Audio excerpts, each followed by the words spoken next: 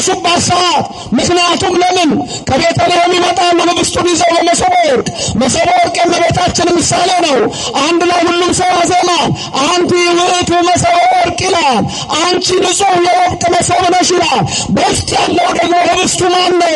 ይኸው መና የተባለ ከሰማየ ሰማያት የወረደ ዘወረደም ሰማያት ወሀበ ሕይወት ለኩሉ ዓለም፣ ለዓለም ሁሉ ሕይወት የሚሰጥ ከሰማይ የወረደ ኢየሱስ ክርስቶስ በቀራንዮ አደባባይ እንደሆነው ለመስዋዕት የሚቀርብባት ይህች ሰዓት ምን ያህል የምታስፈራ ናት ይላል። ከሰማይ ወርዶ ያዳነን ክብር ምስጋና ይገባው።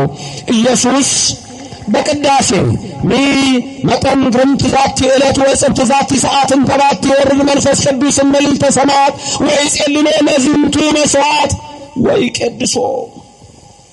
ይህች ሰዓት የምታስፈራ ናት። ያ ህላዌ የሚነገርባት ናት። መንፈስ ቅዱስ የሚወርድባት ናት። ይህች ቀን ምን ያህል የምታስፈራ ናት። ይህች ቀን ግርምት ናት፣ እጽብት ናት። በየቀኑ መላእክት 300 መላእክት ይወርዳሉ። በየቀኑ በእያንዳንዱ ቤተ መቅደስ ቤተ ክርስቲያን። በቅዳሴ ሰዓት ግን እልፍ አላፋት መላእክት ይወርዳሉ። ከዛኛ ምን መጣና ከመላእክት ጋር እንላለን ቅዱስ ቅዱስ ቅዱስ እግዚአብሔር እያልን እናመሰግናለን፣ እንቀድሳለን። ሰውነታችንን ነፍሳችንን እናስቀድሳለን። ክብር ምስጋና ለሥላሴ ይሁን። እግዚአብሔር የተመሰገነ። ስለዚህ የቅዳሴ ሰዓት በጣም ወሳኝ ነው። እያንዳንዱ ነገር ምስጢር ነው። ለምሳሌ ካህናት የሚለብሱት ልብስ መምሩ ላስቸግሮት ነው። እርሱን ያዙላቸው የሳቸውን ካሜራ ይምጡ መምርዬ። ይኸው እንግዲህ ቄሱ የለበሱትን ልብስ ይሁ ቤተክርስቲያን ምስጢሯ ነው። ይሄን ልብስ አያችሁት? አሁን ከዚህ የተደረበ አለ አይደለም? ይሄ ሞጣይቱ አለ። ለምዱ ግን ስንት ነው? ይሄ ለምድ ይሄን አያችሁት? ለምዱ ስንት ነው የሚደረገው? ባሉ እንግዲህ ሁላችሁም ተናገሩ። ይሄ ዘማው 10 አይደረግም፣ 8 አይደረግም፣ አይደረግም። ስንት ነው የሚደረገው? የለምድ የሚነግረኝ 5። 5ቱ ደግሞ እንዴት እንደሚደረግ ይው ይሄንን ያዙልኝ መምርዬ። ይው ከፊት 2 ለምድ አለ አያችሁት? ከፊት ስንት ነው? 2። በጎን ስንት አለ? እዚህ ጋር 1። በዚህኛው ጎን ስንት አለ? 1። ስንቱን አንድ ላይ 4። ከኋላ ደግሞ አንድ አለ። ይዙሩላቸው እስቲ መምርዬ። ይኸው ከኋላ አንድ አለ። የኋላውን አይታይም ማለት አይታይም፣ ወደፊት ይሁን። ተመልከቱ እንግዲህ ይሄ ምንድነው ስትሉኝ 5ቱ የ5ቱ አዕማደ ምስጢራት ምሳሌ ነው። ከፊት የምታያቸው 2ቱ ጎልተው የሚታዩት የመጀመሪያው ምስጢረ ሥላሴ፣ ሁለተኛው ምስጢረ ሥጋዌ ነው። የሥላሴ ምስጢር የአምላክ ሰው የመሆን ምስጢር። ከጎንና ከጎን 2 አላችሁ፣ ምስጢረ ጥምቀትና ምስጢረ ቁርባን። 4 አልሆነም? አንድ የሚቀር ምስጢር አለ። እሺ ባጭሩ ምስጢረ ሥላሴ ይታወቃል አይታወቅም? ተገልጿል አልተገለጸም? ተገልጿል። ምስጢረ ሥጋዌ አምላክ ሰው ሆኗል አልሆነም? ሆኗል። ምስጢረ ጥምቀት አምላክ ተጠምቋል አልተጠመቀም? ተጠምቋል። ምስጢረ ሥጋዌ ደግሞ ሥጋውና ደግሞ ሰጥቶናል። በቀራንዮ አልሰጠንም? ሰጥቶናል። የቀረው አንድ ምስጢር አለ። ምን ነበር እሱ? ምስጢረ ትንሣኤ ሙታን። ገና ከኋላ አይደለም የሚመጣው? ከኋላ የሆነው ለዚህ ነው የማታውት። ከኋላ ይመጣል ምስጢረ ትንሣኤ ሙታን። መምህር እግዚአብሔር ይቀመጡ። አይመሰገንም እንደ እግዚአብሔር ነው። ታውቁታላችሁ። አለባበሳችን ራሱ መጽሐፍ ቅዱስ ነው፣ ወንጌል ነው። ልብ ኪዳንን የሚናገረው በእያንዳንዱ የምናደርገው ነገር በኢትዮጵያ ኦርቶዶክስ ተዋሕዶ ቤተክርስቲያን ልዩ ነው። ከዚች ቤተክርስቲያን የወጣችሁ፣ ከዚህ ቤት የወጣችሁ፣ እንደ ደማስ የኮበለላችሁ፣ እንደ ኤሳው በመብል የሸጣችሁ ወደዚች ቅዱስ ቤተክርስቲያን ትመጡ ዘንድ የቤተክርስቲያን ጥሪዋ ነው። በዚህ መቅደስ ውስጥ ያደረገን ግን እግዚአብሔር ስሙ ከዘላለም እስከ ዘላለም የተመሰገነ ይሁንልን። ደሙን አፍስሶ ያዳነን ክብር ምስጋና ይግባው። ስንት ምስጢራት ነበሩ? 5። ከሁለት ፊት ያየነው 2ቱ ለምድ የምንና የምን ነው? ሥላሴና ሥጋዌ። ከጎንና ከጎን ምን አየን?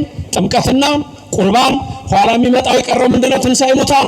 ከኋላ ያለው ያንን የሚያሳይ ነው። ቄሱ የሚለብሰው እንደዚህ ዝም ብሎ አይደለም የሚደረገው። የሚቀድሱት ቄሶች ስንት ናቸው? ቁጥራቸው ብዙ አለው። ዋናው መሰረቱ ስንት ቄስ ነው የሚቀድሰው? 2። ስንት ዲያቆን ነው የሚሆነው? 3። ምንድነው? ደብረ ታቦር ነው። ማቴዎስ 17 ማቴዎስ ወንጌል ምዕራፍ 17 ላይ ጌታችን ኢየሱስ ክርስቶስ ከብሪግናና ከደቀ መዛሙርቱ ሦስቱን ጴጥሮስና ዮሐንስን ይዟቸው ረጅም ተራራ ወጣ። ተራራው ላይ በወጣ ጊዜ ሁለት ሰዎች ከሰማይ ወረዱ። ማን ነበሩ? ሙሴና ኤልያስ ነበሩ። ሌላ ሚኒስትር ነዛሬና ሁለት ሽማግሌዎች መጡ፣ ሙሴና ኤልያስ። መሀል ላይ ማን ያለው? የናዝሬቱ ኢየሱስ ስሙ የተመሰገነ ይሁን። ማን ነው? ኢየሱስ ክርስቶስ አምላካችን። እሱ መሀል ነው፣ ጽላቱ መሀል ነው፣ ታቦቱ መሀል ነው። ዲያቆናት ሶስት ናቸው፣ ቄሶች ሁለት ናቸው። የደብረ ታቦር ተራራ ማለት የኢየሱስ ክርስቶስ አምላክነት የሚነገርባት ናት። ደብረ ታቦር ተራራ ማለት ጴጥሮስ ሊቀ ሐዋርያት ምን ነበር ያለው? በዚህ መኖር ለእኛ መልካም ነው ነበር ያለው። ንገሩኝ ይህን ቃል። በዚህ መኖር ለእኛ መልካም ነው። በቤት መኖር፣ በኦርቶዶክስ እምነት በዚህ መኖር፣ በተዋህዶ እምነት በዚህ መኖር፣ በክርስትና እምነት በዚህ መኖር፣ በዚች ቤተክርስቲያን መኖር። ኢየሱስ በቅዳሴ ይሄ ነው የሚነገረው፣ ይሄ ነው አምላክነቱን የሚነገረው። መሃል በታቦቱ አለ፣ አድሮ የሚኖረው እሱ ነው። ሁለቱ ቄሶች የሙሴና የኤልያስ ምሳሌ ናቸው፣ ሁለት ሽማግሌዎች። ሶስት ዲያቆናት ደግሞ የጴጥሮስ የዮሐንስና የያዕቆብ ናቸው። ስለዚህ በእያንዳንዱ ነገር በኦርቶዶክስ ተዋህዶ ቤተ ክርስቲያን ውስጥ የምናደርገው ነገር የሚያሳየን ይሄ ነው። ይሄ አሁን የምላችሁ ምሳሌ ሌላው ዓለም ላይ የለም። ልብስም እንደፈለገው ነው የሚለበሰው። ትንሽ ካቶሊኮችን ካያችኋቸው 451 ላይ 5th ሴንቸሪ በጉባኤ ከልቄዶን ለሁለት ተከፋፍሎ የነበረው በዛ ሰዓት ሊዮ የሮማው ሊዮ የካቶሊክን እምነት በዛ ጊዜ ወደ 451 አካባቢ በተለይ 451 ላይ የካቶሊክም እምነት ሲጀምር ብዙ የካቶሊክ እምነት መጀመሪያንን ስለሚሉ መጀመሪያ የተጀመረ ይመስላችኋል? አይደለም። 5th ሴንቸሪ ላይ ነው የተመሰረተው። 451 ላይ ነው ሊዮ ያንን ወስኖ ከነቅዱስ ዲዮስቆሮስ የተለየ ሐሳብ አምጥቶ ከዛ ሲወጡ አለባበሱን ግን ይዘው ወጥተዋል።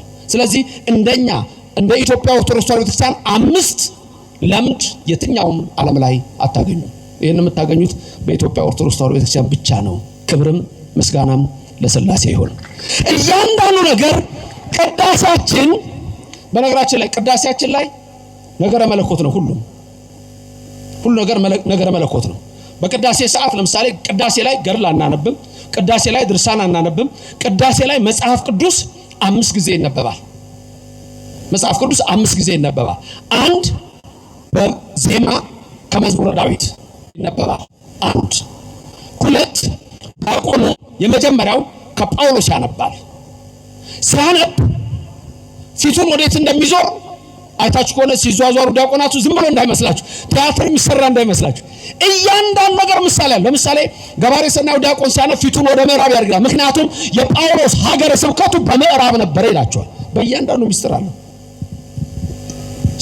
ሶስተኛ የሚነበበው ንፍቅ ዲያቆን ወይም ተጨማሪ ዲያቆን የሚያነበው ደግሞ እንደዚሁ ከመልእክታት አሉ እስከ ራእየ ዮሐንስ ድረስ።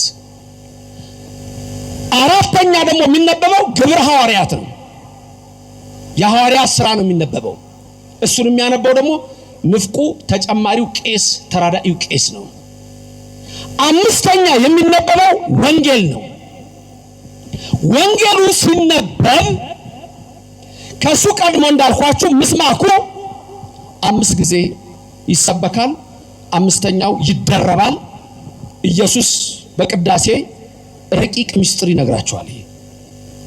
ምስባክ ዲያቆኑ ጸልዩ በእንተ ወንጌል ቅዱስ ብሎ እናንተ ደግሞ ይረሴነ ድልዋነ ብላችሁ የወንጌልን ቃል ለመስማት የበቃን ያድርገን ብላችሁ ዲያቆኑ ይመጣና ምስባክ ይሰብካል።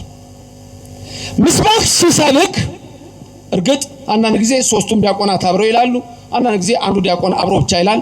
ግን ዲያቆናቱ በአንድ ላይ ነው የሚለው። እንደ ሕጉ ከሆነ በአንድ ላይ ያዜሙታል። አንዱም ቢያዜም ችግር የለውም። የመጀመሪያው ምስባክ ካዜመ በኋላ ሁላችሁም ተከትላችሁ ያንኑ ምን ታደርጋላችሁ? ትደግማላችሁ። ስንት ሆነ? 2። ደግሞ እንደገና ያዜማሉ ወይም ደግሞ ያዜማል ዲያቆኑ። ስንት ይሆናል? 3። እናንተም ትደግማላችሁ። ስንት ይሆናል? 4። 5ኛውን ግን ልክ እሱም ሲጀምር እናንተም አብራችሁ ነው የምትሉት። ስለዚህ ስንት ይሆናል አንድ ላይ? ለየብቻ የቆጠርናቸው ስንት ይሆናሉ? 4 ይሆናሉ። አምስተኛው ላይ ግን ምን ሆኗል? ተደርቧል። እናንተም ትላላችሁ ዲያቆናት ተደርቧል። 5500 ዘመን የተባለው እሱ ነው። ተመልከቱ 5 ጊዜ ተደርቦ 5500 ዘመን በሐሙስ ዕለት ወበመንፈቃ ለዕለት ተወለደ ወለተከ የሚለውን በቀለሚንጦስ መጽሐፍ የተጻፈውን ጳውሎስ ሐዋርያ በገላትያ ምዕራፍ 4 ቁጥር 4 የዘመኑ ፍጻሜ በደረሰ ጊዜ ያለውን የዘመኑ ፍጻሜ 5500 ዘመን ሲፈጸም ማመጣ ከሰማይ ወልድ ወረደ፣ የድንግል ልጅ እኛን ሊያድን መጣ። ክብር ምስጋና ለእግዚአብሔር ይድረሰው፣ ስሙ የተመሰገነ ይሁን። ከዛ ልክ 5 ጊዜ ሰብኮ ዲያቆኑ ሁላችሁም በመጨከን ወንጌልን ስሙ ይላል። ተጨክኑ፣ ቁሙ ወአጽኑ፣ ቶሎ ቁሙ። የደከመ ላይ ሊቀመጥ ይችላል፣ በዛ ሰዓት ይቆማል። ቁሙ ወአጽኑ፣ በደንብ ስሙ። ስሙ አይደለም ወአጽኑ። አጽኑ የሚለው የግዕዝ ቃል በደንብ መስማትን፣ ዝም ብሎ መስማትን አይደለም፣ በደንብ መስማትን የሚያሳይ ነው። ከዛ ሃሌሉያ ብሎ በዜማ ይላል። ልክ ያን ሲል ቄሱ ወንጌሉን ይዞ ብቅ ይላል። እግዚአብሔር ከሁላችሁ ጋር ይሁን ይላችኋል። እናንተ ደግሞ ምስለ መንፈስ ከተላላችሁ። ከዛ ወንጌል ብሎ ረጅም ዜማ ያዜማል። ታስታውሳላችሁ አሁን እምለው ነገር ሁሉ አይደል? በረጅም ዜማ አዚሞ ለሶስቱ ወንጌል ለማቴዎስ፣ ለማርቆስ፣ ለሉቃስ ዘዜነ ብሎ ለዮሐንስ ወንጌል ዘሰበከ ብሎ ይሄን ካለ በኋላ ዲያቆኑ የመጀመሪያው መብራት ይዞ የሚቀድም አለ ይመጣል። ከዛ ቄሱ አለ ከኋላ ማይጠን መስቀል ያዘ ዲያቆን ይከተላል። ተመልከቱ ይሄ ሁሉ ምሳሌ ያለው። ከዛ ወንጌል ይመጣና ይነበባል። ወንጌል ማለት ኢየሱስ ክርስቶስ ነው። ኢየሱስ ክርስቶስ ማለት ተስፋ ነው። ተስፋ ማለት መንግስተ ሰማያት ናት። መንግስተ ሰማያትን ሁላችንም ያወርሰን። ክብር ምስጋና ለእግዚአብሔር ይድረሰው። ስለዚህ ኢየሱስ በቅዳሴ የኛ ቤተክርስቲያን በጠቅላላ ቅዳሴዋ ኢየሱስ ክርስቶስ ነው፣ ሥላሴ ነው፣ አብ ወልድ መንፈስ ቅዱስ ነው። ይሄን ነው የምንለው። በቅዳሴ ሰዓት ላይ ሁሉም ሰው ወደ ቤተ መቅደስ በሚገባበት ሰዓት እመቦ ብእሲ እምእመናን ዘቦአ ቤተ ክርስቲያን በጊዜ ቅዳሴ ብእሲ ወብእሲት ወደ መቅደስ ለቅዳሴ በሚመጡበት ሰዓት ዘቦአ ቤተ ክርስቲያን በጊዜ ቅዳሴ በቅዳሴ ሰዓት ስትመጡ ቅድም ምን ብሏል? ይህች ቀን ምን ያህል የምታስፈራናት፣ ይህች ቀን ምን ያህል የምታስጨንቅናት፣ በጽሞናና በፍርሃት ቁሙ፣ የእግዚአብሔር ሰላም ከኔና ከናንተ ጋር ይሁን ብሎ ይጀምራል። አሁንም የእግዚአብሔር ሰላም ከሁላችን ጋር ይሁን። በዜማ ደግሞ የምንለው አለ እመቦ ብእሲ እያልን የምናዜማው ትእዛዝ ነው። እዛ ትእዛዝ ውስጥ ምን ይላል?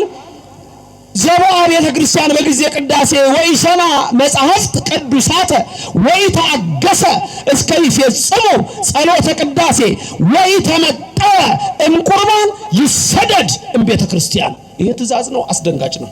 ስጋው ደግሞ የማይቀበል አሁኑኑ ወጥቶ ይሄድ እንዳያስቀድስ። ሁሉም ሰው ስጋው ደግሞ መቀበል አለበት። ሁሉም ሰው ካልተቀበለ ግን ይሰደድ እምቤተ ክርስቲያን፣ አሁኑኑ ይውጣ። ስለዚህ ሁሉም ሰው ይቀበላል። ስለዚህ ድንገት ታምረ ማርያም ሲሰሙ እንትን ሰምታችኋል?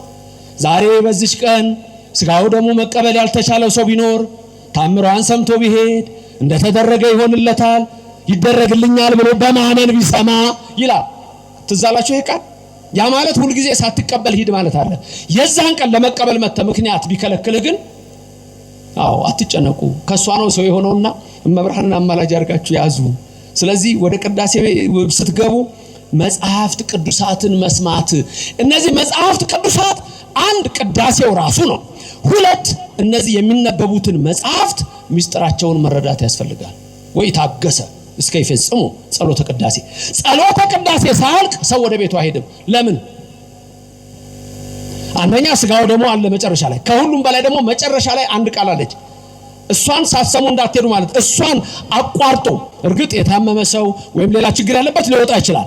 ያችን ሰዓት ግን የመጨረሻዋ ቃል አለች። የመጨረሻዋ ቃል ሁሌ በየቦታው ጠይቃታለሁ። ምን የምትልናት የመጨረሻዋ ቃል? በሰላም ወደ ቤታችሁ ግቡ። በሰላም ወደ ቤታችሁ ግቡ ማለት ምን ማለት መሰላችሁ? ቤታችሁ ትገባላችሁ፣ ልክ ነው። በሰላም ወደ ቤታችሁ ግቡ የምትለው ቃል ምንድነች? ኢየሱስ የሚላችሁ ቃል ናት። ምን የሚላችሁ ቃል ነው? ለፍርድ ይመጣና ጻድቃንን በቀኝ ኃጥአንን በግራ ያቆማል አይደል? በሰላም ወደ ቤታችሁ ግቡ ስትባሉ ልክ ክርስቶስ የሚላችኋል ወደ ቤታችሁ ወደ መንግስተ ሰማያት ግቡ ማለት ነው። ሚስጥሩ ያ ነው። ክብርና ምስጋና ለእግዚአብሔር ይድረሰው። ስለዚህ በእያንዳንዱ ነገር ላይ የምታዩት ረቂቅ ሚስጥር ጌታችን ኢየሱስ ክርስቶስ የሚነግረንን ነው። ሚስጥሩ ሁሉ እሱ ነው። ከዛ ኢየሱስ መስዋዕት የሚሆንበትን ካህኑ ያነባል፣ ይናገራል። መስዋዕት ነው የሚሆነው ኢየሱስ ክርስቶስ። ቅዳሴ የሚያስፈራ ነች። ያቺ የቀራንዮን ሰዓት ነው የምናስታውሰው። ብዙ መስዋዕቶች በብሉይ ዘመን ነበሩ። ለእነዛ መስዋዕቶች በጠቅላላ ምሳሌነታቸው ለኢየሱስ ነው፣ ለአምላካችን ስሙ የተመሰገነ ይሁንልን። ስለዚህ ካህኑ ሲያነብ ይላል እግዚአብሔር አምላክነ ዘተወከፍ ከቁርባን አቤል በውስተ በዱ ወለኖ በውስተ ታቦት ወአብርሃም በውስተ ደሰ ደብር ወለኤልያስ በደብረ ቀርሜሎስ ወለዳዊት በአውደ ወርና ኢያቡሳዊት ወጸሪቀ መበለት በቤተ መቅደስ ከማሁ ተወከፍ ነባው ቁርባን ወለኃጥ ገብርከ ዛባለ ስምከ ቅዱስ ወይኩን ቤዛ ኃጣዊ ወፍድይ ወፍዳ ሰናይ በዘ ዓለም ወበዘ ይመጽእ ይዜኒ ወዘርፈኒ ወለዓለም ዓለም ይላል። ያመጣል የነ አብርሃምን መስዋዕት፣ ያመጣል የነ ኤልያስን በቀርሜሎስ፣ ያመጣል በአውደ ወርና የዳዊትን የነሱን መስዋዕት እንደተቀበልክ በቤተ መቅደስ ያቺ ሴት ያላትን ገንዘብ እንደሰጠች አሁን የኔንም መስዋዕት የሕዝብህን እዚህ ያለውን የሁላችንን መስዋዕት ተቀበል አንተነ መስዋዕታችን ኢየሱስ ክርስቶስ ብለን በዚህ መልክ ነው የምንነጋገረው። ክብርና ምስጋና ለእግዚአብሔር ይድረሰው። ስለዚህ እግዚአብሔር መስዋዕታችሁን ይቀበላል፣ ጸሎትም ይደረጋል ያን መስዋዕታችሁን እንዲቀበል። ስለዚህ ትልቁ መስዋዕት ኢየሱስ ክርስቶስ ነው። በቅዳሴ ሰዓት ትልቅ የሆነው ኢየሱስ በቅዳሴ ያልኳችሁ ሁሉ ቢነገርም መስዋዕት ሆኖ የሚቀርበው የኢየሱስ ክርስቶስ ሥጋና ደም ነው። የአብ ሥጋና ደም አይደለም፣ የመንፈስ ቅዱስ ሥጋና ደም አይደለም፣ የወልድ ሥጋና ደም። ምክንያቱም ሰው የሆነው ወልድ ነው። ስለዚህ በቅዳሴው ሰዓት ሁሉ የምናደርገው ነገር ኢየሱስን የሚናገረው። ለምን ይሄን እምላችሁ? ለምን እንድታውቁ የምፈልገው ብዙ ሰው ስለማይገባው ሲተች ታገኙታላችሁ። ማያውቀውን ነገር ሲናገር ነው የምትሰሙት፣ ማያውቀውን ነገር። ስለዚህ በቅዳሴ ሰዓት ምንድነው ምንለው የሚለውን አስተውላችሁ እንድትሄዱ ያስፈልጋል።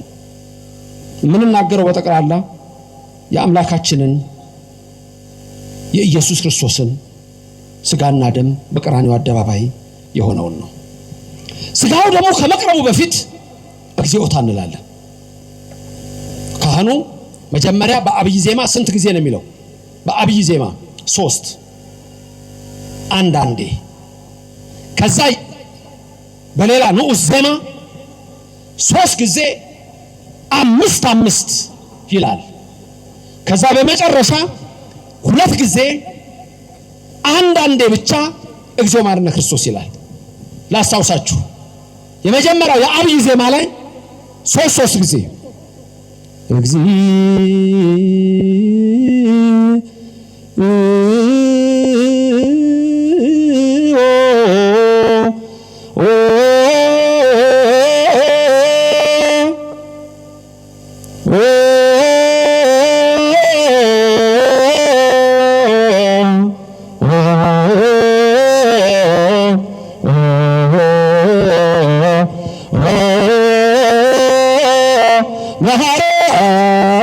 ክርስቶስ አንድ አለ። እናንተ ናችሁ አለ የምትቀጥሉት። ቀጥሉ እግዚ እዛው ናይት ክለብ ጨፍር። እንግዲህ ምን ላድርግ? መልስ የለህማ። የት ነው ያላችሁት? ጉባኤውም ስመጣ በዓለ ሃምሳ ነው ስለተባልኩ ዝም ብያለሁ። እዛ መምህሩ ሲያገኘኝ በዓለ ሃምሳ ነው ብሎኛል። ምክንያቱም በፊት ማቀው ህዝብና ዛሬ ማቀው ህዝብ የተለያየ ነው። በበዓለ ሃምሳ የት ነው ሰው? ድምፁ ይሰማል እንዴ? ግን ልምጣ እንዴ እሱ ጋር? ከዛም በህዝብ የሚከታተሉት ብዙ ስለሆነ እኮ ለነሱም ብዬ ነው እዚህ እንደ እንጨት የቆምኩት እንጂ እኔ አልችልም እኮ። እንደ 6 ኪሎ አንበሳ እኮ መቆም ራሱ አልችልም ሳስተምር። እዛም ካልደረስኩ አይሆንልኝም። እሺ በአብይ ዜማ ስንት ጊዜ ይላል ቄሱ? 3 ጊዜ። እናንተ ስንት ጊዜ ትላላችሁ? 3 ጊዜ ሲደመር 6። ቀጥሎ ደግሞ በአንድ ሲያዜም 5 ጊዜ እግዚኦ ማርነ ክርስቶስ ይላል። እግዚኦ መሐረነ ክርስቶስ እግዚኦ መሐረነ እያለ በአንዱ ዜማ ስንት ጊዜ ይላል? 5 ጊዜ። በአንድ ላይ ስንት ጊዜ ይላል? 3 ጊዜ። 3 ጊዜ 15 3 ጊዜ 5 ይቅርታ 15 አይደል? እናንተም ተቀበላችሁ ስንት ጊዜ ነው የምትሉት? 3 ጊዜ። በአንድ ውስጥ ስንት ነው የምትሉት? 5 ጊዜ። 3 ጊዜ 5 ስንት ይሆናል? እናንተ 15። የቄሱ ስንት ይሆናል? 15። 15 እና 15 ስንት ይሆናል? 30። በፊት ስንት አለን? የቄሱ 3 የእናንተ 3 ስንት ነበር ያለን? 6። 30 እና 6 ስንት ይሆናል? 36። ከዛ ወደ መጨረሻ ይሄዳል። እግዚኦ መሐረነ ክርስቶስ ይላል። 2 ይላል። እናንተ ስንት ትላላችሁ? 2። 2 እና 2 ስንት ይሆናል? 4። ቅድም ስንት ነው ያለን? 36። 36 እና 4 ቁጥር ስንት ይመጣል ሲደመር? 40። ከዛ መጨረሻ ካህኑ ብቻውን ምን ይላል? እግዚኦ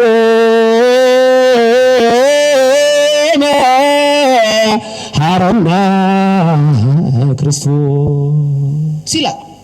እሱን ትላላችሁ እናንተ? አትሉ። 40 ናቸው የቄሱ አንዷ 41። እግዚኦ ሲባል ሌላ ምን ይባላል? ምን ይደረጋል? ዝም ብላችሁ እግዚኦ ብሎ ምን የምትሰሙት ነገር አለ? ሌላ የምትሰሙት ነገር አለ? ምን ሰማላችሁ? መረዋ ቃጭል አሰሙ። እግዚኦ ታላለም በይበልጥ እሱ የሚደረገው። ከዛ የውጭው ደው ራሱ ይጮሃል። የመላእክት ለቅሶ፣ የዮሐንስ ወንጌላዊ ለቅሶ፣ የድንግል ማርያም ለቅሶ ምሳሌ ነው። ያ መረዋው ቅጭል ቅጭል ብሎ የለቅሶ ነው። የመላእክት እንባ፣ የእመቤታችን እንባ፣ የዮሐንስ ወንጌላዊ እንባ፣ የሚወዱት ሁሉ ያለቀሱለት። ዮሐንስ አፈወርቅ ሲቀደስ ዮሐንስ አፈወርቅ ላይ የምትወዱት ሰዎች አልቅሱለት የሚል ሰምታችኋል? ከዛ ካህኑ የያለ አማኑኤል አምላክነ ክርስቶስ ንጉሥነ እያለ የሚያዘምበት አለ። ኢየሱስ መድኃኒነ የሚልበት የምትሰሙት የመረዋው ድምፅ ኢየሱስ ሲሰቀል የነበረ ድምፅ ነው። 41 የሆነበት ምክንያት ጌታችን ኢየሱስ ክርስቶስን ስንት ነበር የፈረዱበት የጅራፍ ፍርድ? 41። 6666 ጊዜ ይግረፉት እንጂ የፈረዱበት ስንት ጊዜ ነው? 41። አትርፈው ማድረጋቸው። የምትቀድሱት አብራችሁ ይሄን ነው። ቄሱም ይቀድሳል፣ እናንተም ትቀድሳላችሁ። በተገረፈ ቁስሉ ኃጢአታችን የደመሰሰ አምላካችን ኢየሱስ ክርስቶስ ክብር ምስጋና ይግባው። በእያንዳንዷ ነገር የምታደርጉት ነገር ተመልከቱ። ይሄንን ነው። ከዚህ ቤት ወጥተው ወዴት ነው የምትሄደው? ኢየሱስ ሌላ ቦታ አለ? የኤማውስ መንገደኞች ትልቁ ችግራቸው ምን ነበረ? ኢየሱስ የሚነሳው ኢየሩሳሌም ነው። የሞተው ኢየሩሳሌም ነው። የተሰቀለው ኢየሩሳሌም ነው። የተቀበረው ኢየሩሳሌም ነው። የሚነሳው ኢየሩሳሌም ነው። እነሱ ግን ወደ ኤማውስ የ8 ሰዓት መንገድ ሄደዋል። ምን ሊያደርጉ ነው የሚሄዱት? ስለዚህ በዚህ ቤተክርስቲያን ተሰብስባችሁ ወንጌል መማር፣ በዚህ አሁን በየሮቡ ያለ ጉባኤ መምህር ጳውሎስን የሚያክል መምህር፣ ሌሎች መምህራን በሚያስተምሩበት በዚህ ቦታ ላይ ቦታው መታየት የለበትም። አንዳንድ ጊዜ የኛ ናቸው ብላችሁ የምታስቧቸው መምህራን ላይኖሩ ይችላሉ። ኦርቶዶክሳዊ የቀደመ ፍቅርህን ትተሃል ይላል ዮሐንስ ባለራእዩ። የቀደመ ፍቅርህን ትተሃል፣ ወዴት እንደወደቅህ አስብ። ራቁትን ለብሻለሁ ብለሃል። ራቁትን ና ግባ ልበስ። የምትለብሰው ቅዳሴ ላይ ነው። ካህኑ ስላንተ ሲጸልይ ወዲያና ወዲህ ልብህን አታድርግ ይላል። ቄሱን እንገራችሁ፣ የፈለገ ኃጢአተኛ የፈለገ በደለኛ ለምን አይሆንም? ቄሱ በቄሱ ውስጥ ስርዓቱን የሚፈጽመው ኢየሱስ ክርስቶስ ነው። የሚሰጠን የቄሱ ስጋና ደም አይደለም። የሚሰጠን የአብ ልጅ የድንግል ልጅ የኢየሱስ ክርስቶስ ስጋና ደም ነው። ክብርና ምስጋና ለእግዚአብሔር ይድረሰው፣ ስሙ የተመሰገነ ይሁንልን። መልካም።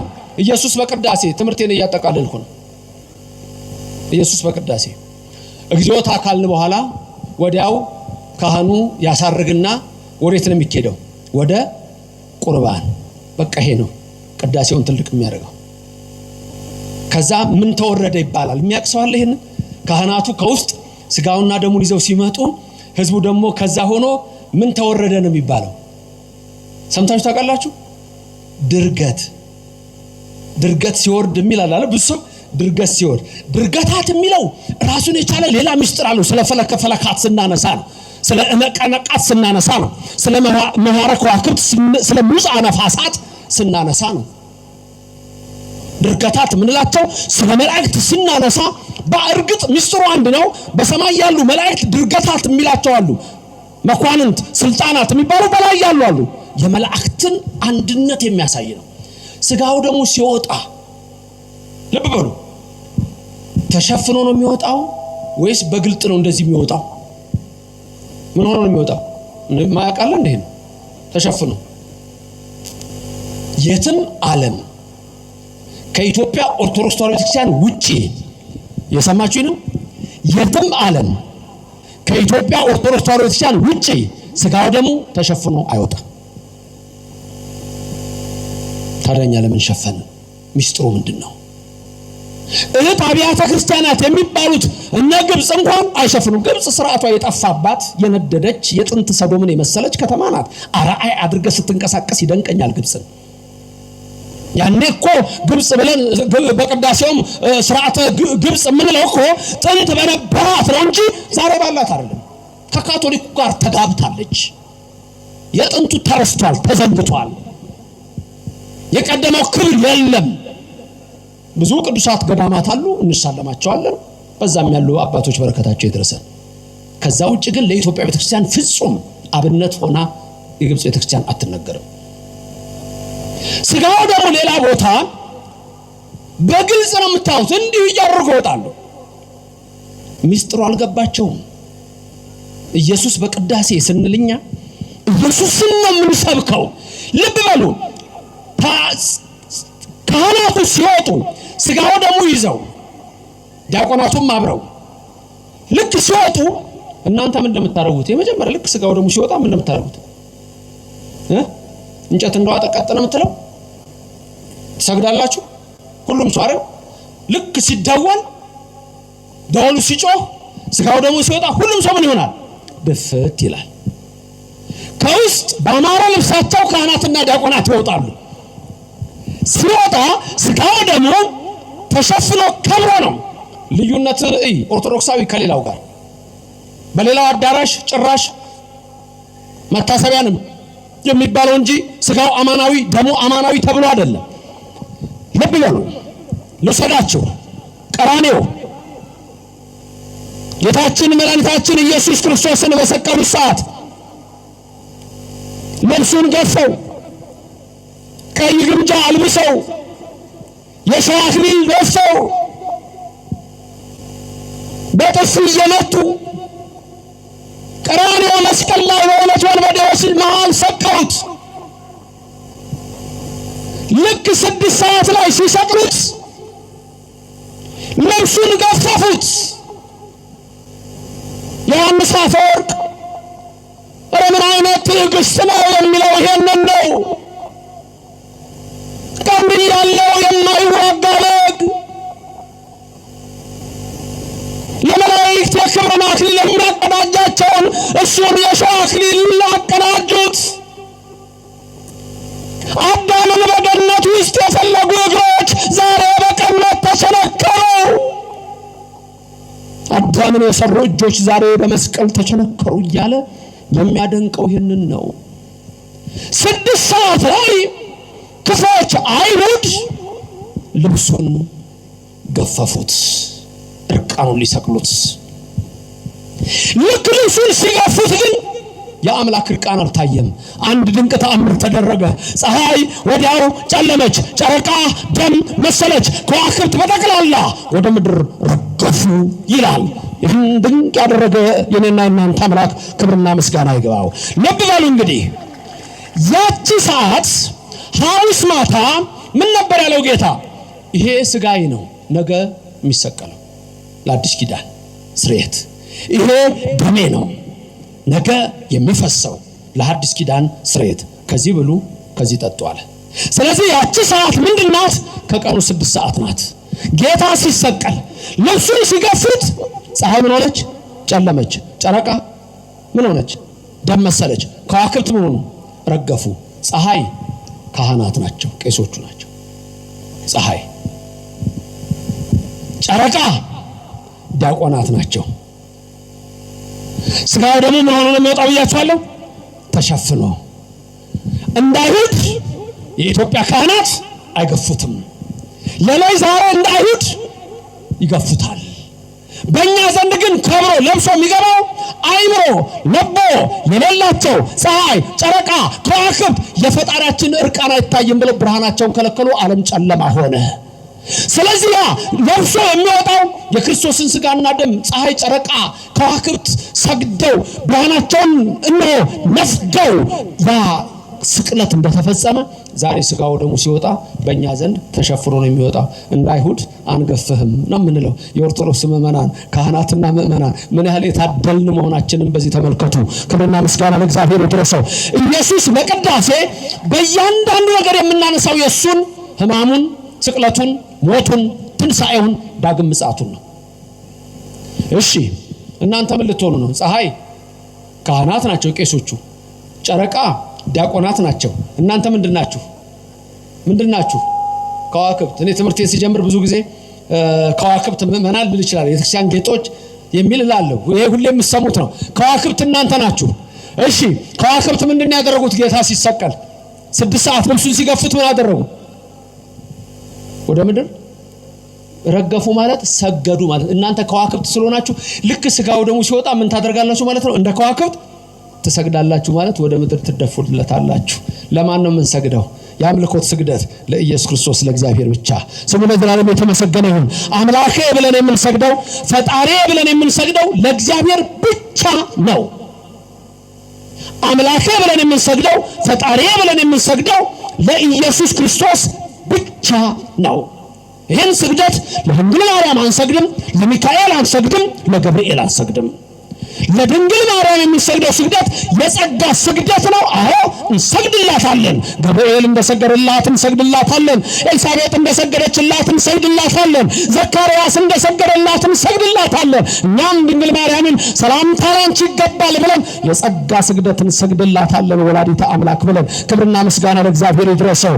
ለሚካኤል እንሰግዳለን፣ ክብር ይገባሃል ብለን። ለገብርኤል እንሰግዳለን፣ ክብር ይገባሃል ብለን። ለጳውሎስ እንሰግዳለን፣ ክብር ይገባሃል ብለን። ለጴጥሮስም እንሰግዳለን፣ ክብር ይገባሃል ብለን። የአምልኮ ስግደት ለማ ብቻ? ለእግዚአብሔር ብቻ። ስለዚህ ሥጋው ደሙ ምስጢሩ ይሄንን የሚመስል ነው።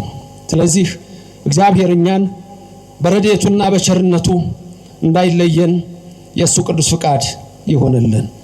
ካህኑ ሲጸልይ ኦ ሊቄ ኢየሱስ ክርስቶስ ሱታፌ ቀዳማዊ ቃለ አብ ንጹሕ ቃል መንፈስ መሐያዊ አንተ ውእቱ ህብስተ ሕይወት ዘወረድከ እምሰማያት ወአቅደምከ ነጊረ ከመ ትከውን በጋ ዘአልቦ ነውር በእንተ ሕይወተ ዓለም ይላል። ኦ ሊቄ ኢየሱስ ክርስቶስ መምህሬ ኢየሱስ ክርስቶስ ወይ መምህሬ ኢየሱስ ክርስቶስ ወይ ክብር ምስጋና ይግባው። እስቲ በሉት መምህሬ ኢየሱስ ክርስቶስ ወይ ማ ኢየሱስ ክርስቶስ ወይ መምህሬ። እሱ ነው ያስተማረው ወንጌል መምህራችን ሲያስተምረን ደግሞ እኮ ሁሉን ያውቀዋል። እሱ ግን አዎ ፊደል ቤት ትምህርት ቤት ገባ አንድ ቀን ኢየሱስ ታውቁ የለህም ታምሩ ትምህርት ቤት ገብቶ አስተማሪው ምን አለው? በል አሌፍ አለው። የመጀመሪያው ፊደል አሌፍ ናት። አሌፍ አለ። ቀጠለና መምህሩ ምን አለው? በል ቤት አለው። ከዛ ምን አለው? ምን ትርጓሜው ለአልፋ ምን ትርጓሜው ለአሌፍ አለው። መጀመሪያ የአሌፍን ትርጉም ነገረኝና ቀጥዬ ወደ ቤት ልሂድ አለው። አስተማሪው ደነገጠ። እስቲ ትምህርት ቤት እንትን ጠይቃችሁ የምታውቁ ሀበል ተብላችሁ ሀላችሁ አይደል? ከዛ ለበል ስትባሉ ያ ትርጉም ብላችሁ የጠየቀ ሰው አለ? ድንገት ካለ ብዬ ያጋጥም ይችላል። ሀሁ ተምራችኋል? ድሮ ተምራችኋል ሀሁ? እሺ ላስብላችሁ ሀ ለ መቀጠል ነው በቃ እንጂ ያ ትርጉም ምንድነው ብላ አትጠይቀኝም። መምህሩን አንጠይቅም። እኔም ጠይቄ አላውቅም።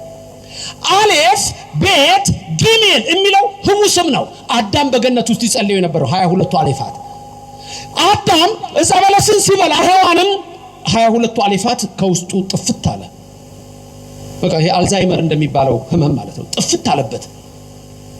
እስከ ሄኖስ ድረስ ይሄ ምስጢር አልተገለጸ። ሄኖስ ለተባለው አባት ጸለየና በጸፍጸፈ ሰማይ ይላል። ልክ እንደ በኮምፒውተር ቅድም ሲዘምሩ እዚህ ጋር ይታያል በስክሪን።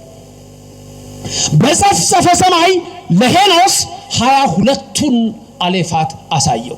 ለምሳሌ አሌፍ ማለት አሐዱ እግዚአብሔር ማለት ነው። ቤት ማለት ባዕል እግዚአብሔር ማለት ነው። ጊሜል ማለት ግሩም እግዚአብሔር ማለት ነው። እንዲህ ነው እየቀጠለ የሚሄደው። ስለዚህ በል አሌፍ አለው ኢየሱስ ክርስቶስን አስተማረ። አሌፍ አለ። ምን ትርጓሜ በቤት ሲለው ምን ትርጓሜ ወላ አሌፍ አለ። መጀመሪያ አሌፍ ማለት ነው በቃ አሌፍ ማለት አንድ እግዚአብሔር ነው ሰማይና ምድርን የፈጠረ ማለት ነው። ክብርና ምስጋና ለስሙ ይድረሰው። ስለዚህ ኢየሱስ ክርስቶስ እኔና እናንተን እንድናውቅ እንድንማር ጥበብ ስጋዊ ጥበብ መንፈሳዊ ሊማር ትምህርት ቤት ገባ ይላል። ለሱ አይደለም እኔና እናንተ መማር አለብን። ቅዳሴው ምንድነው ማወቅ አለብን። ማህሌቱ ምንድነው ማወቅ አለብን። ሰዓታቱ ምንድነው ማወቅ አለብን። አለዛ ትውልዱ እየጠፋ ነው የሚሄደው ያንን ካለማወቅ የተነሳ። ስለዚህ በዚህ ምን አለ ኦሊቄ ኢየሱስ ክርስቶስ መምህሬ ነህ ነው። መምህሬ ኢየሱስ ክርስቶስ ሆይ ቃል አብ ንጹህ ወቃለ መንፈስ ቅዱስ ማህያዊ የአብም ቃል አንተ ነህ የማህያዊ መንፈስ ቅዱስም ቃል አንተ ነህ። እውነት ነው። ቃል እሱ ነው። ቃል ስጋ ሆነ የሚለው እሱ ነው። አንተ ውእቱ ህብስተ ሕይወት ዘወረድከም ሰማያት ከሰማያት የወረድክ ህብስት አንተ ነህ ይላል። ከሰማይ ወርዶ ያዳነን ህብስት ኢየሱስ ክርስቶስ ስሙ የተመሰገነ ይሁን። አነ ውእቱ ህብስተ ሕይወት ዘላለም ያለው ያንን ነው የሚያመጣው። ወንጌል ነው። ቅዳሴው ወንጌል ነው። ቅዳሴው ኢየሱስ ነው። ወአቅደም ከነጊረ ከመትከውን በጋ አስቀድሞ የተናገርክ ኢየሱስ ክርስቶስ ድንግል ማርያም ስትወልደው የመጣ አይደለም። አስቀድሞ በነቢያቱ ሁሉ የተናገረው እሱ ነው። ዕብራውያን ምዕራፍ 1 ቁጥር 1 ላይ አስቀድሞ ለአባቶቻችን በነቢያት ነገረና በኋላ ራሱ ነገረን ይላል። ዘአቅደም ከነጊረ ከመትከውን በጋ በግ መስዋዕት እንደምትሆን የነገርከን አንተን ይላል። ለአብርሃም የነገረው እሱ ነው። በቀራንዮ አደባባይ ላይ እኮ በሞሪያ ተራራ አብርሃም ልጁ ይስሐቅን ሲል ያን በግ ያሳየው እኮ አለ በግ ነው። ና በጉ ለእግዚአብሔር ዘያትት ኃጢአት ዓለም ያለው ዮሐንስ መጥምቅ እኮ ይሄንን ነው። ከመትገውን በጋ ደሞ ዝም ብሎ በግ አይደለም ዘአልቦ ነውር ነው። ነውር የሌለበት ንጹህ ነው ኢየሱስ ክርስቶስ። መርገመ ስጋ መርገመ ነፍስን የሚያጠፋ እንኳን እሱ እናቱ ድንግል ማርያም መርገመ ስጋ መርገመ ነፍስ የለባትም። በረከተ ስጋ በረከተ ነፍስን የምታሰጥ ንጽሕት ቅድስት ምልዕት ክብርት ናት። ክብርና ምስጋና ለዘላለም ለእግዚአብሔር ይድረሰው። በእንተ ሕይወት ዓለም ይላል። ዋናው ይሄ ነው። በእንተ ሕይወት ዓለም ማለት ለአንተ ሕይወት ለኔ ሕይወት ላንቺ ሕይወት ክርስቶስ የመጣው ለሕይወታችን ኢየሱስ ቅዳሴው በጠቅላላ ኢየሱስ ኢየሱስ ኢየሱስ ነው የሚለው። ኢየሱስን ለኦርቶዶክስ ቤተክርስቲያን ናና እወቅ ማለት ለአንድ ሰው እጅግ አላዋቂነት ነው። ኢየሱስ ክርስቶስ ሁሉ ነገራችን ነው። እኛ ጋር ሁሉ ነገራችን በሚስጥረ ሥላሴ ላይ ተመስርተን አብ ወልድ መንፈስ ቅዱስ ቅዳሴው ሲጀምር አሐዱ አብ ቅዱስ አሐዱ ወልድ ቅዱስ አሐዱ ውእቱ መንፈስ ቅዱስ አንዱ አብ አንዱ ወልድ አንዱ መንፈስ ቅዱስ አንድ አምላክ በስም ሶስት። ይሄንን ነው የምንለው። ስለዚህ በእያንዳንዱ ነገራችን ላይ ኢየሱስ ክርስቶስ የኦርቶዶክስ ተዋሕዶ ቤተክርስቲያን ሁለመናዋ ነው። ከላይ የምታዩት ጉልላት የሸዋ አክሊሉ ነው። ከታች የምታዩት መሰረት ችንካሩ ነው። ቤተክርስቲያን ስትገቡ 3 በሮች ነው ያሉት። የአብ ወልድ መንፈስ ቅዱስ ነው። ስትገቡ አንድ ነው። የአንድነታቸው ምሳሌ ነው። በዚህ ቤተክርስቲያን የገባ የዘላለም ሕይወት አለው። አሜን ለዘላለም።